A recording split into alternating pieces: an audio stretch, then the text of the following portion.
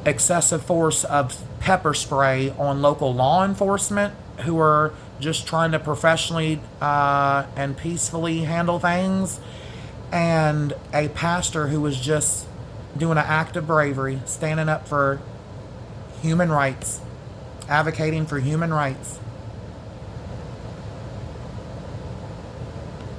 That is just awful. Just like it's awful that these human beings, these are brown-skinned sisters and brothers, it's awful how they have to live their daily life in fear. And fear and panic. They have to go out into their everyday American world, wherever they're located at in America. They have to go out every day in survival mode and fight or flight mode. And they don't never know which one to use. They don't know if they need to fight or flight. And they're always trying to survive. They're always in survival mode, always trying to survive.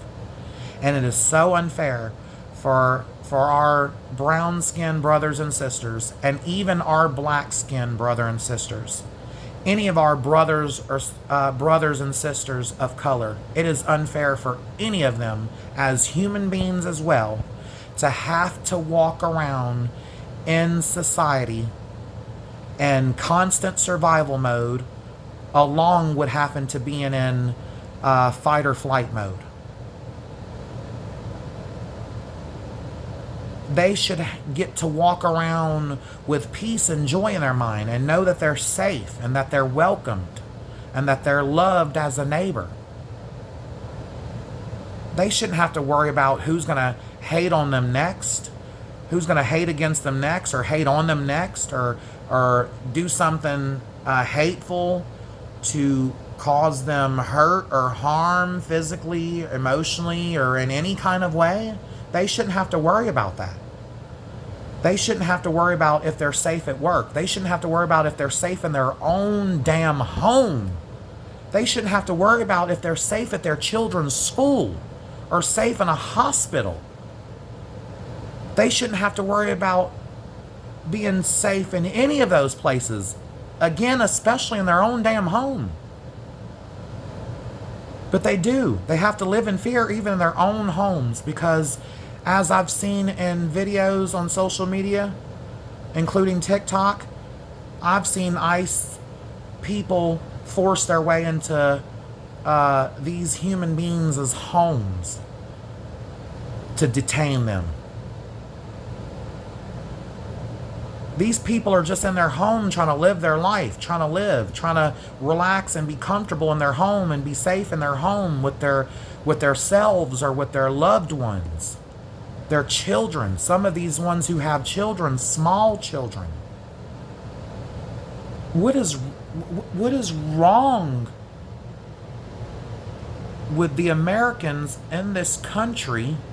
Because not just ICE agents, it's a lot of American people that are thinking this is okay. A lot of people agreeing with it. Well, they shouldn't have been here illegally, or this, or this. Newsflash, no human is illegal on God's land. And this land did not belong to the whitey-skinned people in the beginning. It was stolen from people who fled from another country.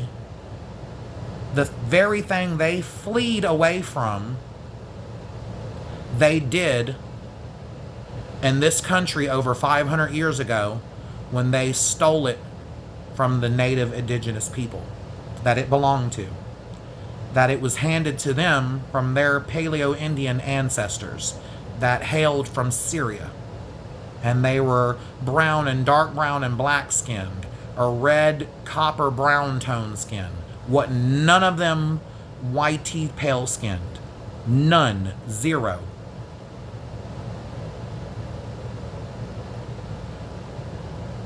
That's why it's always white supremacy. You never hear, like I believe I said in my last video, you never hear about black supremacy or brown supremacy or red supremacy or yellow supremacy. Sorry. You always hear about white supremacy. Always, all the time. The K times 3 group was literally comprised of all whitey skinned people that wore whitey colored costumes. If that doesn't say total white supremacy, I don't know what does. You don't see brown people walking around in brown costumes in a group chanting hate and discrimination. You don't see black or red or yellow skinned Americans walking around in black, red, or yellow costumes screaming about screaming hateful things and screaming division from other races of people.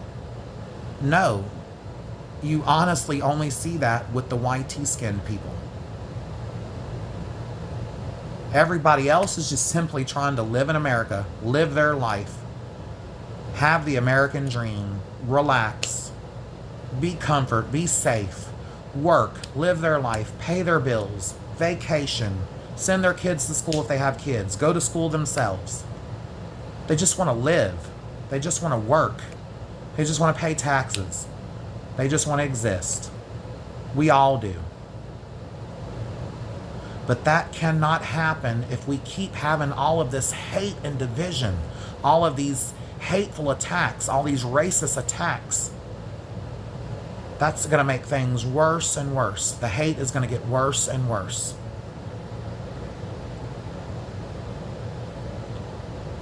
If Jesus were here today, ICE would deport Jesus. And that is sad, but that's the truth.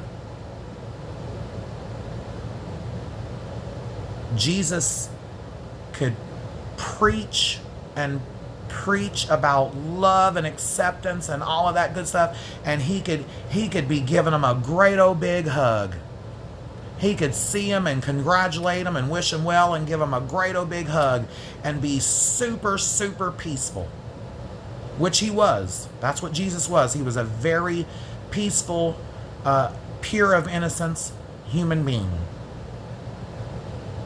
They can encounter him with his kindness and love and all of that and still view him somehow as a threat because he's not the same whitey skin colored, because Jesus is not a white man. Sorry, MAGA folks, but he's not. Nobody in any of Jesus's family was one certain color. Jesus's ancestors was comprised of many different skin tones, not just one, not white. Now, his ancestors did have the white color skin tone in their ancestry, but they weren't all completely white. They had other skin tone colors mixed into their bloodline. But you have people walking around thinking that God is white, Jesus is white. All the saints and everything to do with God and Jesus and spirituality and the Holy Ghost and all of that is all white. That is all a bunch of crock. God is every color. Jesus is every color.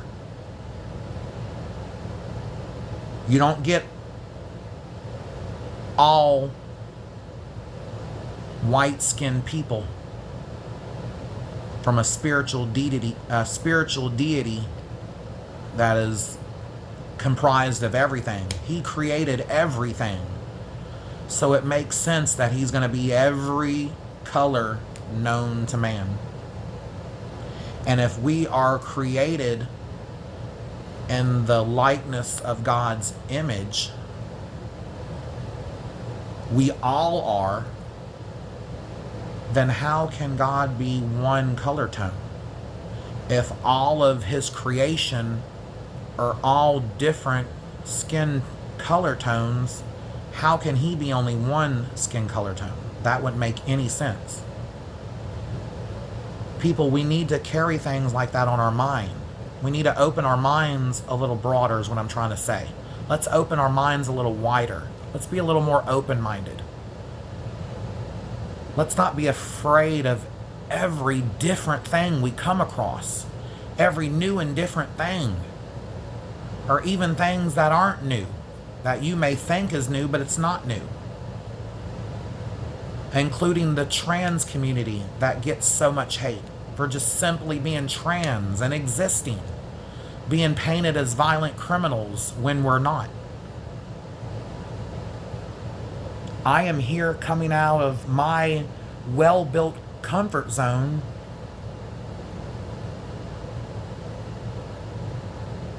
and opening myself up for so much because I've had enough. And I don't care. Bring at me whatever you have. I can take it. I can handle it. God has made me a tough, strong person. And that's why like I said, I am stepping out of my comfort zone to join this fight and do this. To run for political office. The U.S. Senate seat that I'm seeking in the 2026 midterm election. Because I will do everything that I can to fight as hard as I can to make sure that racism and all forms of hate and all forms of violence are stopped and ended. Because enough is enough. We are all human beings, for crying out loud. We are all God's creation. We all come from him. That's why Jesus always preached, love thy neighbor and love thy enemy as you would love yourself. If you don't like someone, welcome to the 21st century. Block them. Move away from them. If you work with them, find a new job. If your kids go to school with them or you go to school with them and it bothers you that bad, find another school. Find another school for yourself or another school for your kids. If working with a person of color, or on the opposites, if someone who is working with a whitey skinned person, don't matter who you're working in. I'm gonna put it this way because I don't want anyone to get offended off of this. I'm gonna simply say,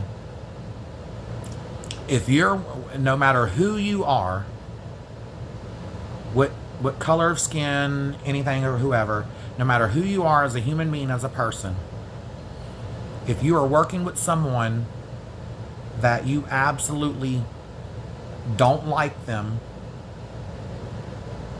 just simply because of the color of their skin or who they are as a person, whether they be trans or bi or gay or whatever the situation is that you just simply do not like them for, and you feel like it's going to cause some kind of issue, then move to another job, move to another school, move to another neighborhood, or stay to yourself. If you're not in a position to be able to afford to move or change jobs or schools or anything like that, then simply block them on social media if you have to, and just stay to yourself. Don't speak to them. Plenty of neighbors live in harmony next to each other for 10, 20, 30, 40 years that don't ever speak to each other and live in perfect harmony still and get along just fine and have no issues. People, we've got to stop the hate. the racism, the violence, all of it, every single bit that categorizes under hateful things. It's got to stop. We are human beings. We need to come together and bring peace and love and harmony and end violence and racism and all the hateful things. I love you all, my brothers and sisters in the Lord's blood. Please be safe. Remember to like, share, and subscribe. Share my content with everyone, even if you don't subscribe. And remember me in the upcoming 2026 midterm election, as I am running for U.S. Senate against MAGA politician Cindy Hyde-Smith. I love you all. Be safe. Have a blessed night.